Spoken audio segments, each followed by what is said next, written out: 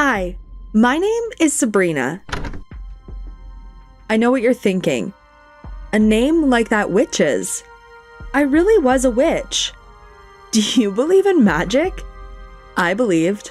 Until one day, when I paid a price for my magic. Listen to the rest of this story and find out how I was buried alive. As a child, I was a normal girl. I loved horses, fairy tales, and princesses, and other chick flick moments. But everything changed when I first watched Maleficent. The film opened my eyes. In all fairy tales, villains are better than heroes. So I decided to rewatch all my favorite stories. Soon, I got to Chilling Adventures. From the first minute, I realized this is about me. After watching Chilling Adventures, I decided to change my image and climbed into the attic in search of a suitable outfit, but I had no idea what I was going to find there. In one of the old drawers, I found a photo album of my great-grandmother.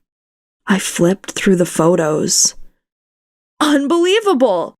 My great-grandmother participated in the Sabbaths. I ran to my mother with this album and demanded an explanation. It turned out that we had roots in Salem. I had to find out the truth. We arrived at my grandmother's house, and I started asking her questions. But unfortunately, my grandmother only laughed. Every girl in Salem at least once dressed up as a witch for Halloween. But they couldn't change my mind, because I knew I was a witch, and I was going to get my magic powers. For a start, I added more gothic to my look. Dark makeup, long black gloves, and a hat. Have you ever changed your style and felt like a new person? If yes, you can understand why I began to feel much more confident in my skills. I decided to start small, fortune telling for my two best friends.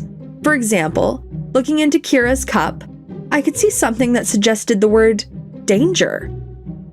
And just the next day, she flunked the test. The prediction came true.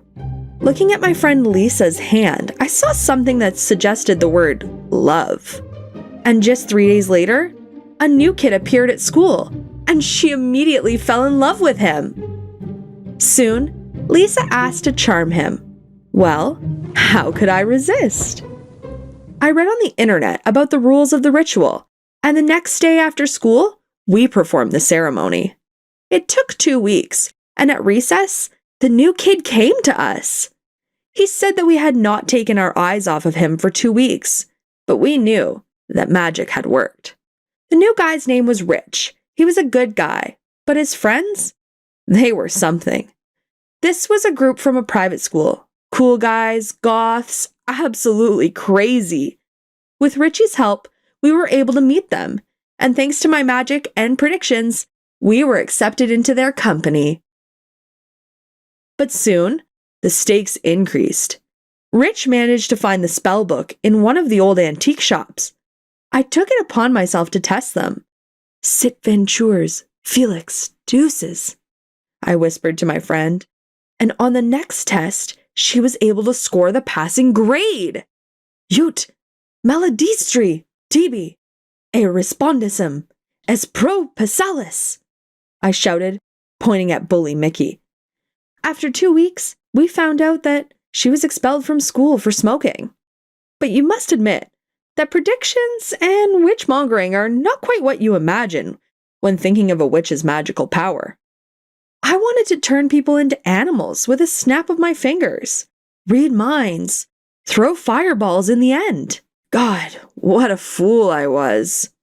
In the Book of Spells, we found a witch's ritual, the complicated ritual that was supposed to reveal all of my magical powers. The ritual was just crazy. On a full moon, I had to drink a potion that was supposed to kill me. Then I had to be buried in a coffin, from which I had to get out by my magic on my own. At first, I refused. But every day, my curiosity and thirst for magic power were eating me up, more and more. And this crazy company every day edged me on. Let's perform a ritual. You want to become a real witch? After a week of constant persuasion and self-persuasion, I agreed. It was not difficult to prepare. We bought a coffin and also brewed a potion from herbs and animal organs. Don't ask how much we had to pay veterinarian clinic's cleaner for this. And now the full moon came. We gathered in the most remote part of the park where no one could distract us. Have you ever done something forbidden? Do you know what an adrenaline rush the very thought of it gives you? Copious veneer, I chanted as the guys circled around me in a mad dance.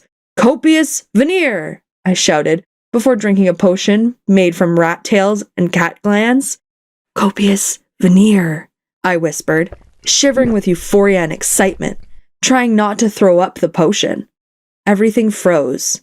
Everyone froze. And then I fell. I couldn't move, couldn't breathe properly, couldn't even control my eyes. Complete paralysis. My friends gathered around me, and one of them felt my pulse. She's dead, I heard my friend whisper. I'm alive! Does a dead person remain conscious? Panic washed over me. And then one of the guys said, we need to finish what we started.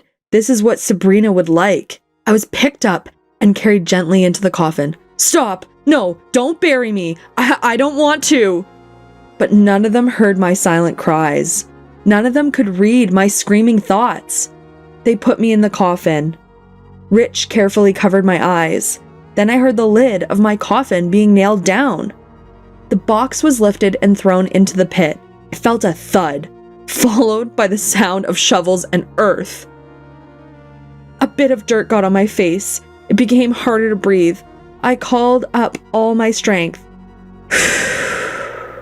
A barely audible exhale, but no more. My friends made noises with their shovels for a long time, while my tears flowed soundlessly through my closed eyes. How long had it been? I lost count.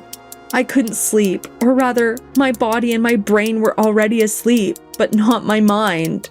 I tried counting, hoping to kill time. 320,131. 320,132. I peed myself.